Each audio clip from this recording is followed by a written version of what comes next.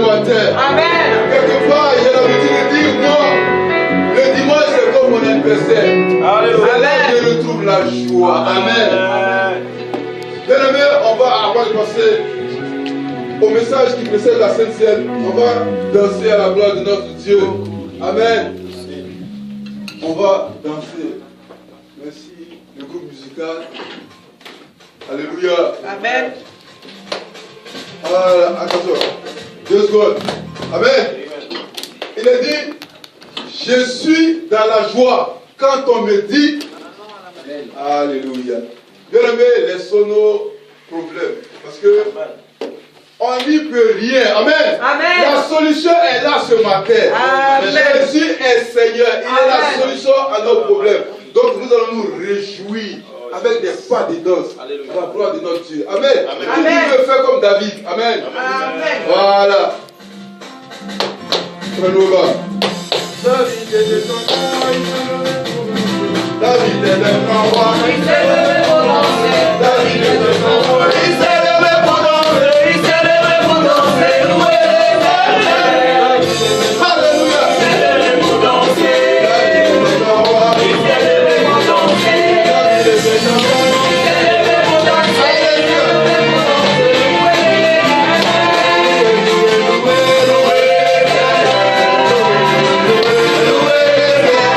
Alléluia.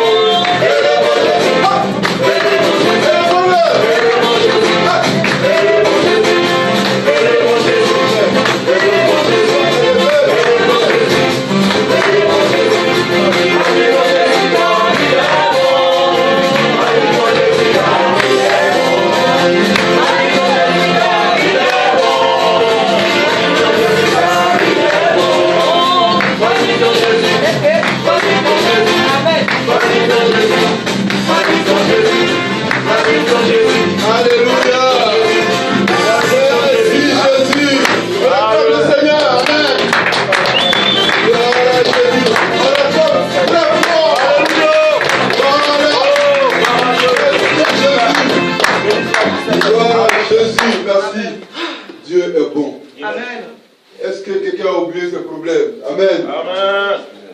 Ça, c'est à la gloire du Seigneur. C'est très important. Amen. Notre solution, c'est notre Seigneur Jésus. Amen. Amen. Dans sa présence, on n'a pas le droit d'être triste. Amen. Amen. Amen. Il est la solution. Il est tout pour nous. Amen. Amen. Gloire à Jésus. Amen. Sans plus tarder, nous allons passer au repas du Seigneur. Amen. Je vais laisser toute la place à celui qui est chargé de nous apporter l'exhortation qui précède la scène. Amen. On acclame le Seigneur Jésus. Gloire à Jésus. Amen.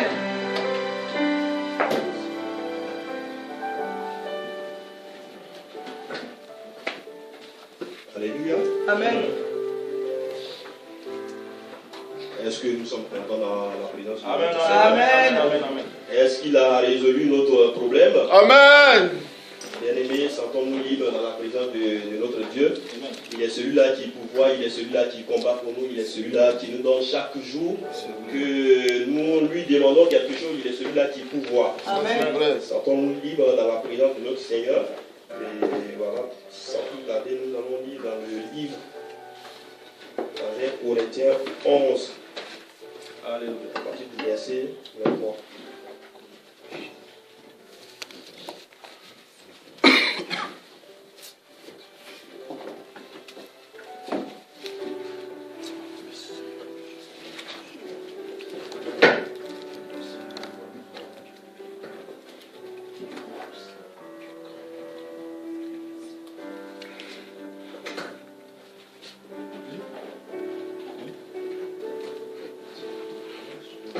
Je peux lire celui-là?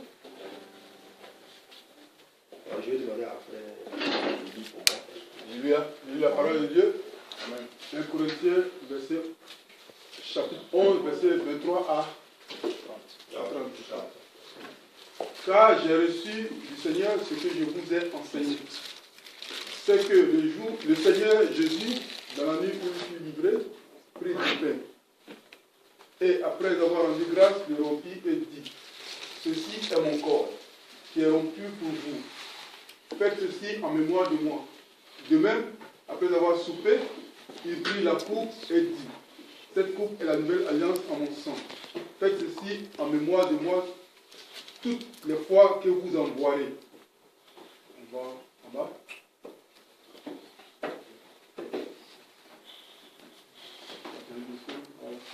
C'est pour cela, car toutes les fois que vous mangez ce pain et que vous buvez cette coupe, vous annoncez la mort du Seigneur jusqu'à ce qu'il vienne. C'est pourquoi celui qui mangera le pain ou boira la coupe du Seigneur indignement sera coupable envers le corps et le sang du Seigneur. Que chacun donc se prouve soi-même, et que si il mange du pain et boive la coupe, car celui qui mange et boit sans discerner le corps du Seigneur mange et boit un jugement contre lui-même.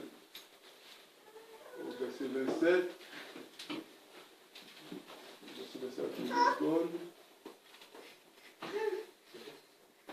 Voilà. C'est pourquoi celui qui mangera le pain ou boira la coupe du Seigneur indignement sera coupable envers le corps et le sang du Seigneur.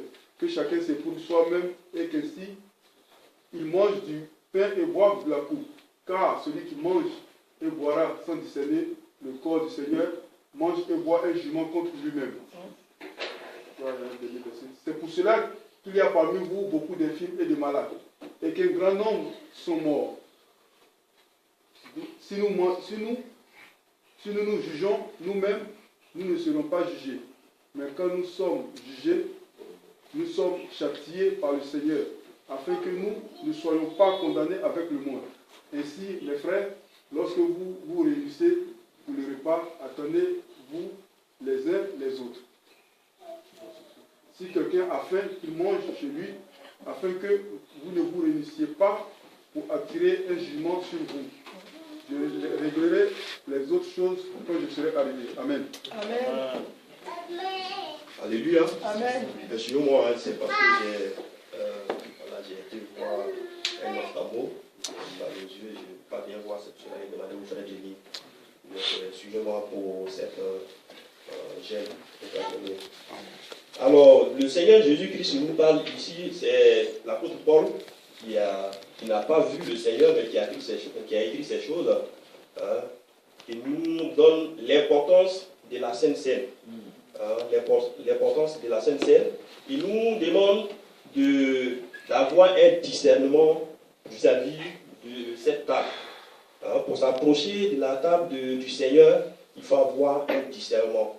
Qu'est-ce que tu as vécu pendant la semaine écoulée? Qu'est-ce que tu as fait? Qu'est-ce que tu as dit? Qu'est-ce que tu as touché? Quelles sont tes émotions? Quels sont tes regards? Quels sont les actes que tu as posés durant la semaine écoulée? C'est sûrement le Seigneur Jésus-Christ nous demande d'avoir un discernement, de voir ce que nous avons, de réveiller en lui, de confesser ce que nous avons eu à dire durant la semaine écoulée, et ce que nous avons eu à poser comme des actes qui n'ont pas glorifié notre Seigneur, de confesser cela afin que nous puissions nous approcher de la table du Seigneur. Il nous demande ici, il dit en mangeant du pain et en buvant de la coupe, de nous souvenir de sa mort et de sa résurrection. C'est vrai? De nous souvenir de ce qu'il a fait dans notre vie, de nous souvenir de ce qu'il a pourvu dans notre vie, afin que nous puissions nous approcher de sa table. C'est vrai, nous passons des difficultés dans la semaine, dans nos vies quotidiennes, mais notre Seigneur, il est avec nous. Il a dit, il est avec nous jusqu'à la fin du monde. Il ne nous demande pas de nous abstenir de la table, mais il dit, ce que nous avons dit, ce que nous avons pensé, le péché que nous avons commis, de le confesser et de nous approcher à sa table. C'est sûrement le Seigneur va nous bénir. En confessant nos péchés, en délaissant nos péchés, le Seigneur est prêt pour nous bénir. Donc nous allons nous approcher de la Sainte Table, nous allons nous lever pour prier, afin que nous puissions nous approcher de la table. Alléluia. Pour notre Seigneur.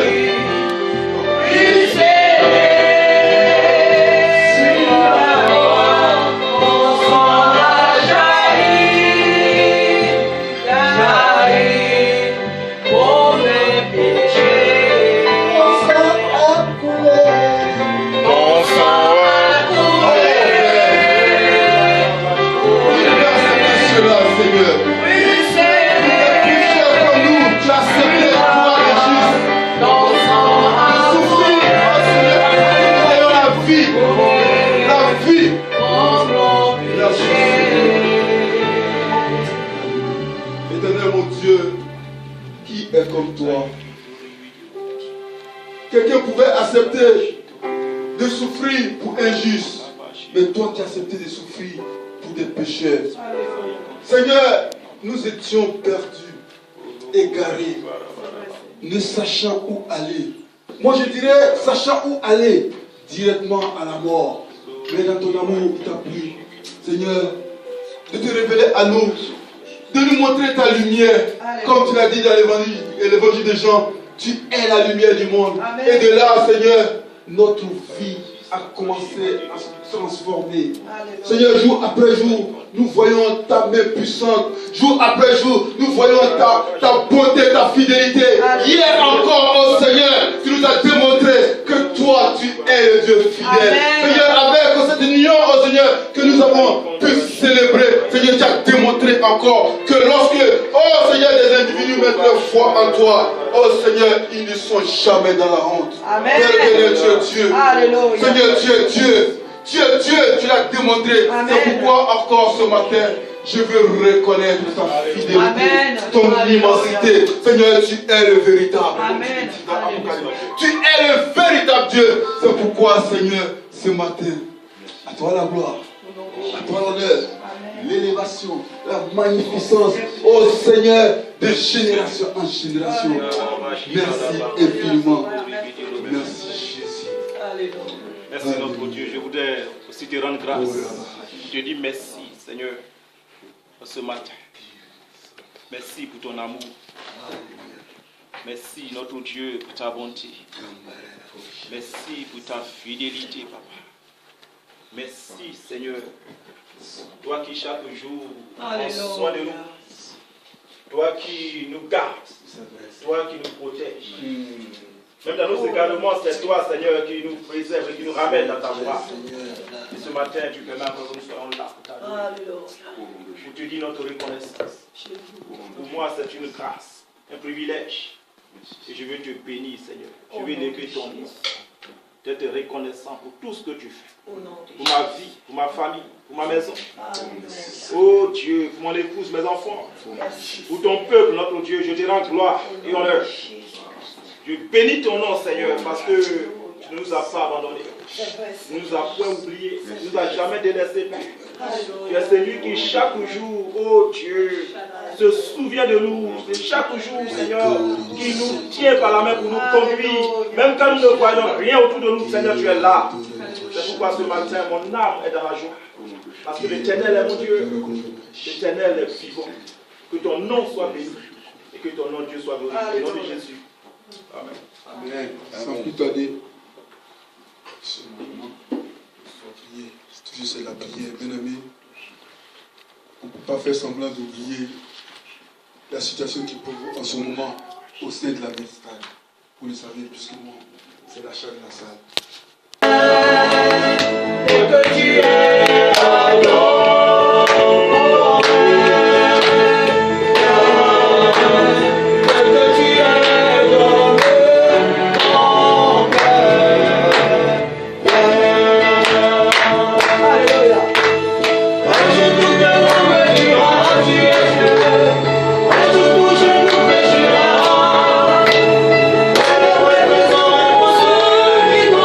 Choisi aujourd'hui.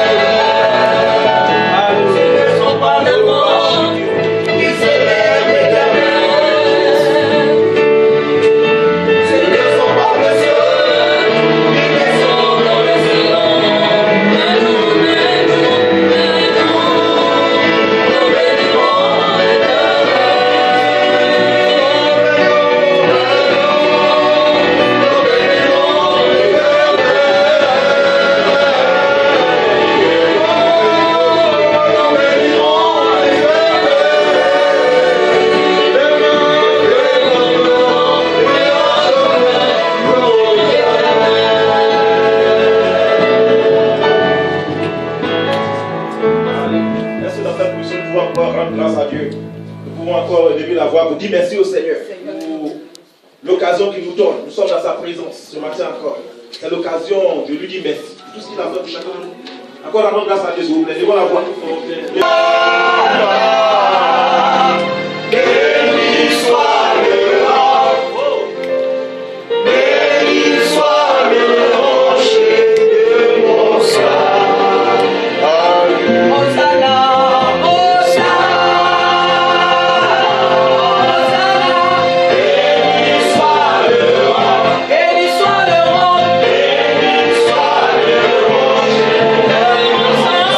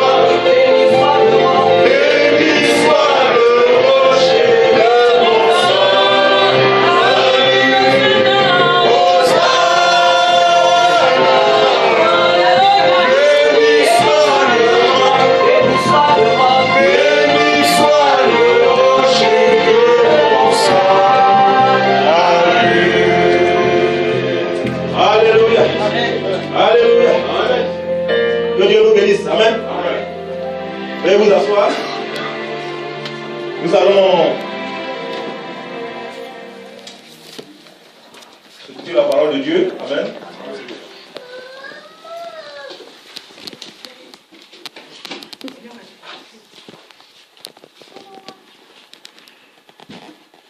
Voilà, nous allons donc prendre nos Bibles et nos cahiers de beauté. Vous avez la salutation de notre pasteur, le pasteur Yo. Nous étions au mariage hier. Aussi, vous avez la salutation de toute l'église. Amen. Voilà. La fois, je le répète. Toute l'église est derrière vous, derrière nous, pour l'œuvre que le Seigneur fait au travers de nous, ici à Meaux. C'est pourquoi nous devons être encouragés. Amen. Amen. Et que chacun puisse se donner à fond afin que Dieu puisse faire avancer son œuvre ici à nous. Alléluia. Amen. Amen. Je vais vous inviter à faire une lecture. Certainement, il ne serait pas long. Nous allons lire deux passages. Le premier, dans le livre de Nombres. Nombre 11, verset 1 à 3. Et le deuxième, dans Philippiens 2, verset 14.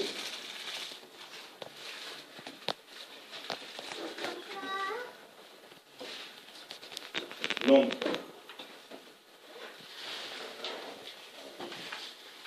Verset 11, chapitre 11, pardon, verset 1 à 3.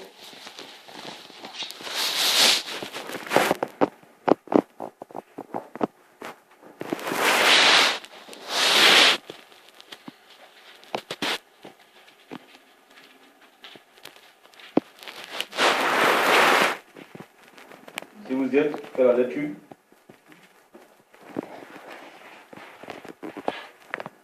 Le peuple murmura et cela déplut aux oreilles de l'Éternel.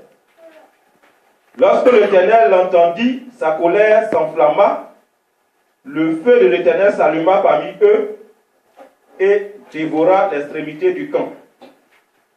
Verset 2. Le peuple cria à Moïse. Moïse pria l'Éternel et le feu s'arrêta. Verset 3. On donna à ce lieu le nom de Tabéra parce que le feu de l'Éternel s'était allumé parmi eux. Amen. Philippiens 2, verset 14.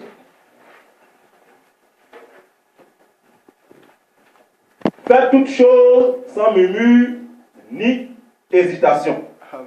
Alléluia. Amen. Alléluia. Amen. Voilà, je vais demander à la sœur Dorine de prier pour nous, pour la parole de Dieu, que le Seigneur puisse ouvrir notre entendement, et aussi qu'il puisse le conduire. Le thème que je voudrais donner à cette exhortation, c'est « Arrêtons de nous plaindre ». Arrêtons de nous plaindre.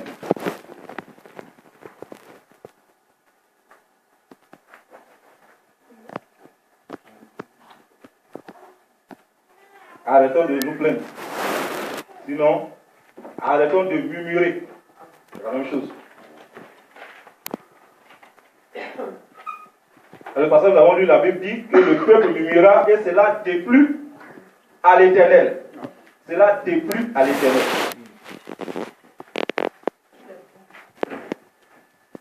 Et puisque cela a déplu à l'Éternel, il y a eu des conséquences. Amen. Alors on va en arriver là.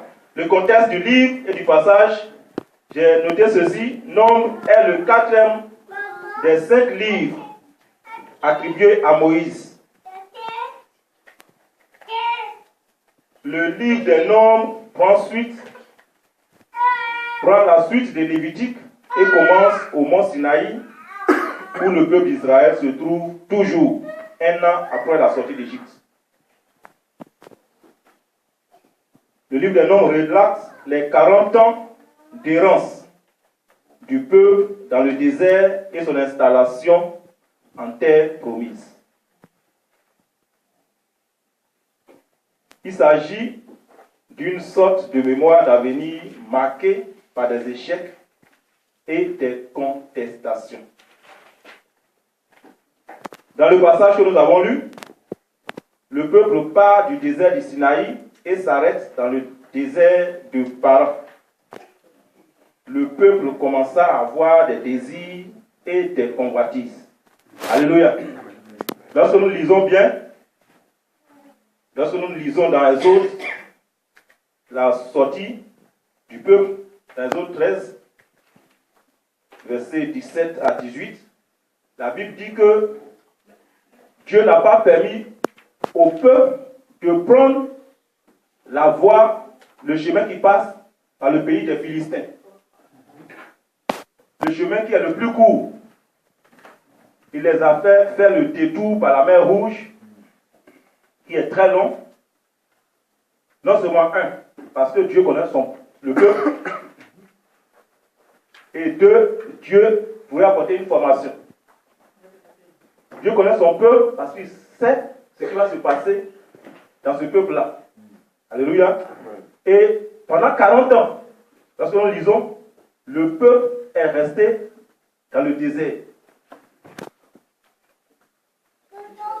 Soit pour murmurer, pour se plaindre, soit pour faire des choses qui vont déplaire à Dieu.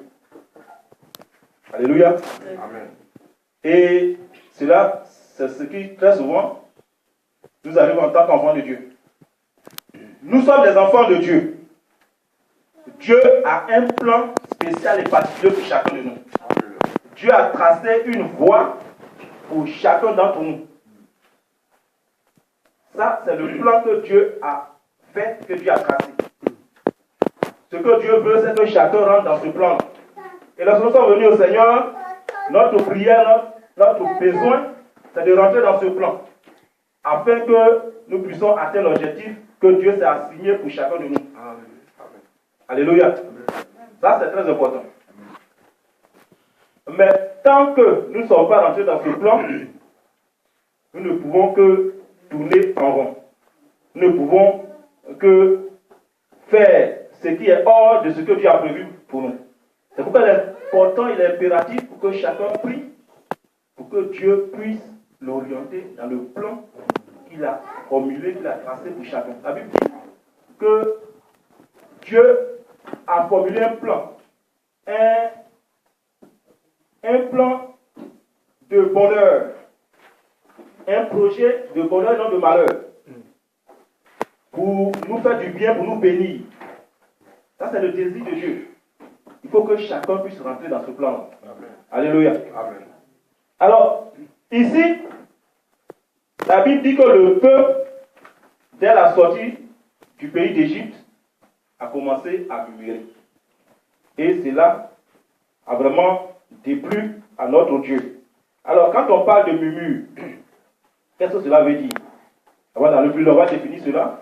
Murmurer, sinon le murmure, c'est un bruit léger d'une personne s'exprimant à voix basse ou à mi-voix. Là, on peut dire le vrai oui. Quelque part on dit râler. Et nous sommes dans un pays, alors ce pays-là, c'est le champion des râleurs. Alléluia. Dans ce pays où nous sommes, les gens n'ont jamais été satisfaits de quoi que ce soit. Alléluia. Et nous le vivons chaque jour. Que ce soit des jeunes comme des personnes âgées, tout le temps, à murmurer, à râler, à se plaindre de quelque chose. Et si nous ne faisons pas attention, nous, en tant qu'enfants de Dieu, nous rentrons dans ce canevas-là aussi. Nous finissons par nous mouler dans ce moule. Alors que cela te plaît à Dieu. Alléluia. Amen. Cela te plaît à Dieu. C'est ce qu'on doit retenir. Lorsque nous murmurons, sachant que cela te plaît à Dieu. À quel niveau ce soit. Que ce soit dans notre foyer, au travail, à l'église, partout. En tant qu'enfant de Dieu, lorsque nous murmurons, nous déplaisons à Dieu. Alors, murmurer donc, c'est un bruit. C'est donc, j'ai dit, s'exprimer à mi-voix ou à voix basse. C'est un bruit de voix marquant la désapprobation. C'est aussi une critique, une plainte. Amen. Amen. Alléluia. Amen. Parce que ça veut dire murmurer. S'exprimer à mi-voix. N'est pas content, on le dit tout bas. Parce que dans le cœur, pour exprimer notre désapprobation, notre mécontentement, pour dire que ce que soit le frère dit, ou ce que Dieu dit, je ne suis pas d'accord, je m'exprime, mais à mi-voix. Et ça, à l'église, nous voyons cela très souvent. Lorsqu'on parle, on n'est pas d'accord, même de sa place, on le dit. On exprime cela. Et ça, ce n'est pas bien. Amen. Ce n'est pas bien. Mon frère peut dire quelque chose, je ne suis pas d'accord avec lui. Surtout quand on est à l'église, je ne suis pas d'accord avec lui. Parce qu'il est dit à l'église, comme au moment où je suis en train de parler, je n'ai pas le droit de me plaindre, de m'exprimer, même à mi-voix, à plus forte raison à haute voix. Si je ne suis pas d'accord après, je peux aller le voir, dire frère, ce que tu as dit, je ne suis pas d'accord, et on trouve ensemble une solution. Alors le peuple de Dieu s'est mis à murmurer. Nous allons lire Exode 15, verset 24 et Exode 16, verset 2 à 3. 15 d'abord.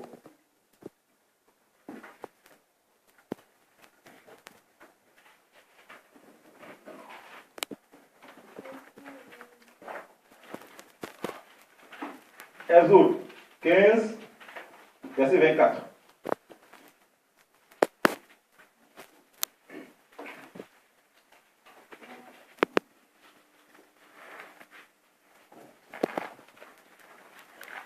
Je vais lire un peu plus haut pour qu'on puisse comprendre. Verset 22. Moïse fit partir Israël de la mer Rouge. Il prit la direction du désert de Shur.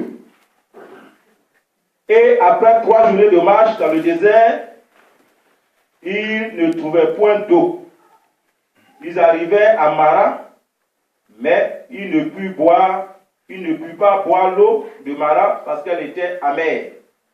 C'est pourquoi ce lieu fut appelé Mara. Verset 24, qui nous intéresse. Le peuple murmura contre Moïse en disant, que boirons-nous? Alléluia. Chapitre 16, verset 2 à 3. Toute l'assemblée des enfants d'Israël partit d'Élim, et ils arrivèrent au désert de Sin, qui est entre Élim et Sinaï, le 15e jour du second mois, après leur sortie du pays d'Égypte.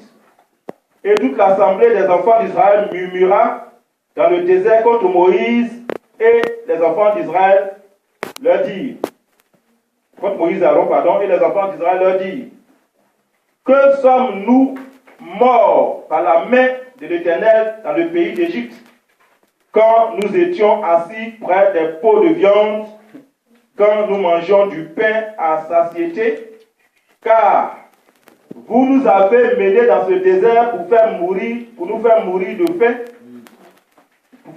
faim, toute cette multitude. Alléluia. Amen. Amen. Voici comment le peuple se plaignait. La Bible dit que quelques jours seulement après cette sortie d'Égypte, ils ont commencé à se plaindre. Ils ont commencé à murmurer. Ils ont commencé à dire leur désapprobation. Ils ont commencé à poser des questions à Moïse. Mais il aurait fallu nous laisser en Égypte. Nous étions mieux là-bas. Nous étions mieux en Égypte qu'ici. En Égypte, on était au moins esclaves. C'est vrai, on souffrait beaucoup. On avait des corvées. On avait vraiment des activités difficiles. Mais là, au moins, on mangeait des concombres. On mangeait des viandes. On mangeait toutes sortes de choses. Il était mieux qu'on puisse mourir là-bas. Alléluia. Voici la plainte. Ils ont commencé à regretter l'Égypte, alors qu'en Égypte, ils étaient des esclaves. C'est la domination de Pharaon. Alléluia. Et quelquefois, c'est ce qui nous arrive. Devant certaines situations, plusieurs arrivent à dire, mais nous étions mieux, j'étais mieux auparavant. J'étais mieux quand j'étais converti, quand j'étais païen. Là-bas, au moins, j'avais ceci, j'avais cela. Alléluia. Amen. Quand j'étais païen, je pouvais faire ceci, je pouvais faire cela, mais maintenant que je suis venu au Seigneur, vous me dites que ça, je ne peux plus le faire.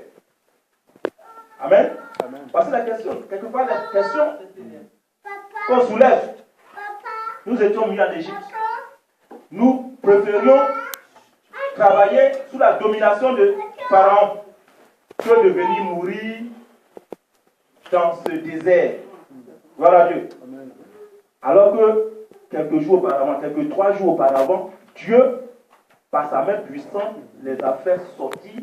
Non seulement il les a fait sortir, mais il va encore opérer un grand miracle. Amen. Amen. Mais tout cela, très rapidement, devant les difficultés, tout cela est parti. Comme dans le vent. Gloire à Dieu. Bien-aimés, si nous laissons aller au murmure, nous ne pouvons jamais voir ce que Dieu a fait dans notre vie.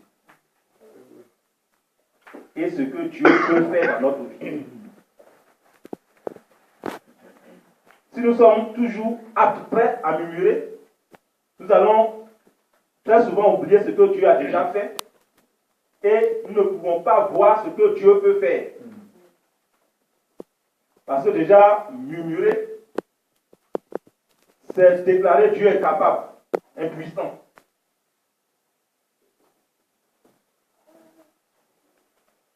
Amen. Amen. Amen. C'est faire des reproches à Dieu. Pas aux hommes, mais à Dieu.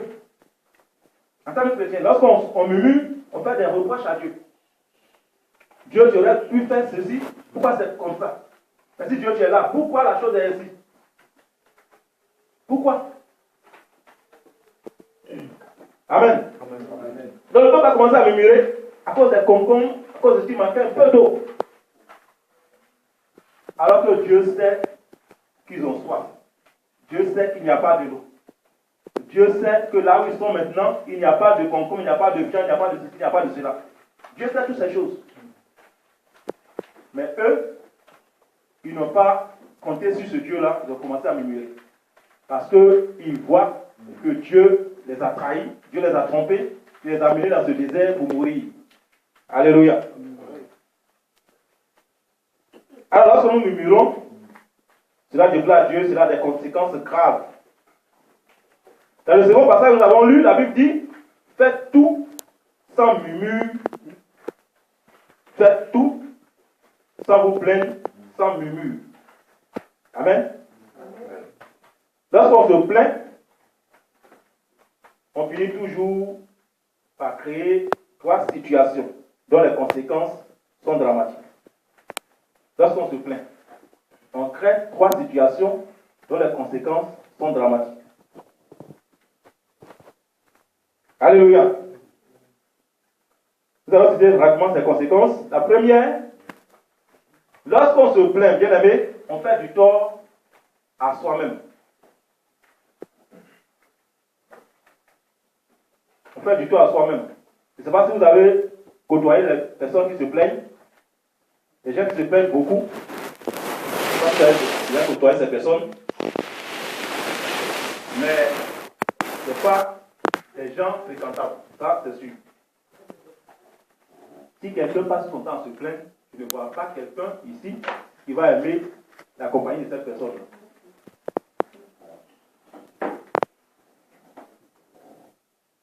Alors, celui qui se plaint, il ne dit jamais des paroles positives. Tout ce qui sort de sa bouche, c'est négatif. Il râle, il se plaint, fait des critiques, des reproches, soit à son prochain ou à Dieu. Tout ce qui va sortir, ce n'est pas positif.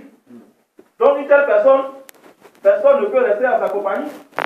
Personne ne peut aimer sa compagnie parce qu'il va rien t'apporter. Il va même au contraire te diminuer. Il va détruire ta foi, te faire régresser. Amen. Lorsqu'on se plaint, donc on se fait beaucoup de tort. Et lorsqu'on se plaint, bien aimé, cela ne peut conduire qu'à la colère. Quand je me plains, je ne suis pas content. Si je ne suis pas content, je suis en colère. Personne ne peut se plaindre pendant qu'il est en train de rire. Si je me plains, c'est que c'est un mécontentement. Donc, je ne suis pas content, je suis en colère. Et si je suis en colère, ça peut avoir des conséquences, non seulement sur mon environnement, mais sur ma propre santé à moi. Ça peut créer des maladies. Celui qui se plaint tout le temps va finalement avoir une maladie, forcément. Ça peut déboucher sur la tension, le cancer, que sais-je encore. Parce que cette personne est toujours en colère, toujours en train de se plaindre en colère. Et ça va créer des choses dans sa vie qui vraiment ne vont pas lui faire du bien. Amen.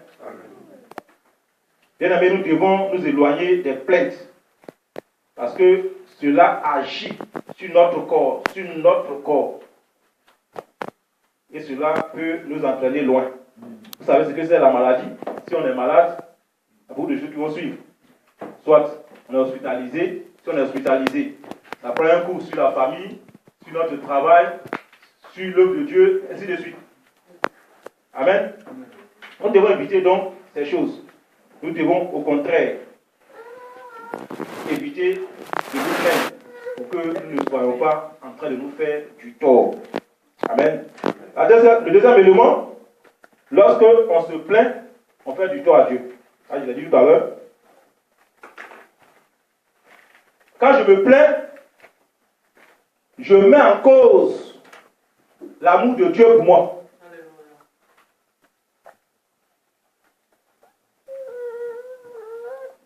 Je mets en cause l'amour de Dieu pour moi.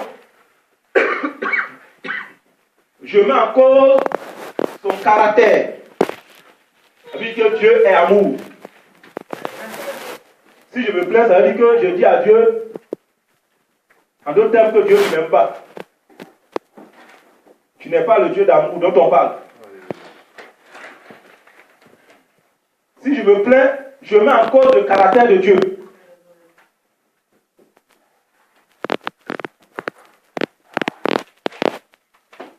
Et si je me plains aussi, je mets en cause les compétences de Dieu. si je mets en cause les compétences de Dieu, il va de soi que Dieu ne peut rien faire pour moi. Si je déclare que Dieu est incapable de faire, il est incompétent. Il n'est pas à mesure de faire ce que j'aurais souhaité qu'il fasse. C'est pourquoi la situation est ainsi. Et c'est ça qui m'amène à râler, à me plaindre, à murmurer. Donc je mets en cause la capacité de Dieu. Lorsque je me plains, bien aimé, je dis implicitement au Seigneur que Seigneur, voici tu es incapable. La chose aurait pu être ainsi, la chose aurait pu être comme ça, mais elle est comme si. Amen. C'est ça. C'est de ta faute. Si la situation est ainsi, c'est toi qui l'as voulu que ça. C'est toi qui as fait la situation ainsi. Parce que tu n'as pas intervenu, parce que tu n'as pas fait ceci, tu n'as pas fait cela.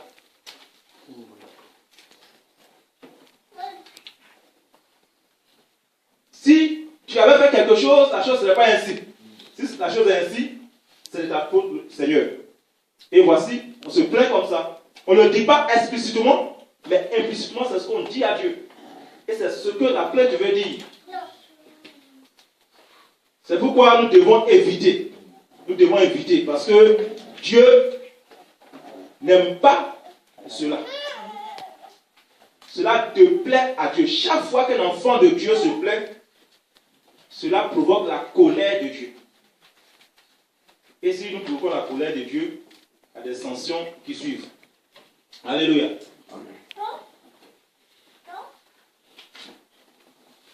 Troisième élément, donc, lorsqu'on se plaint, on fait du tort aux autres. On fait du tort aux autres.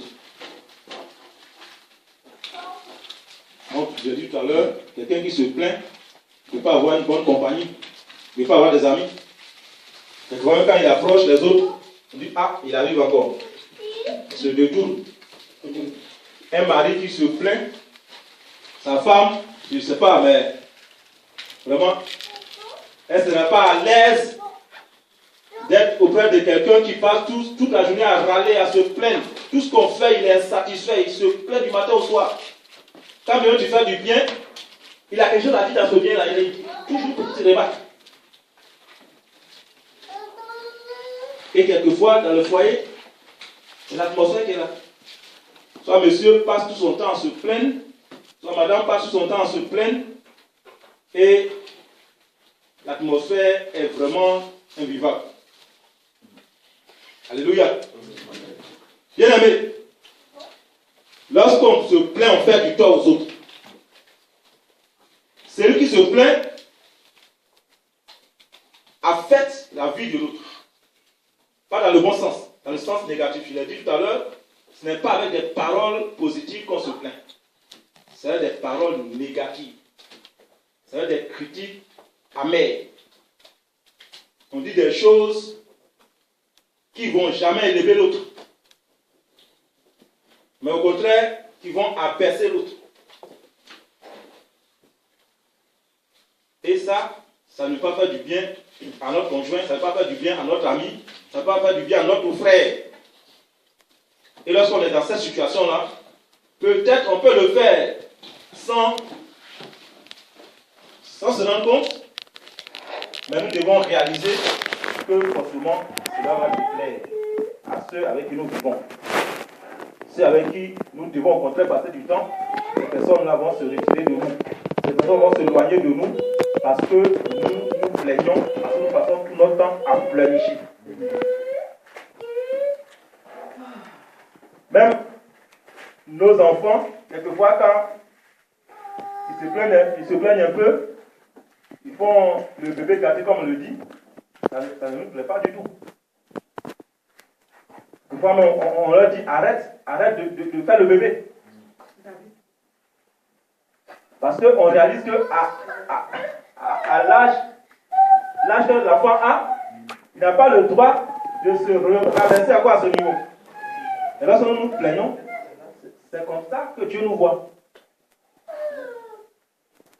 Alors que Dieu, en tant que ses enfants,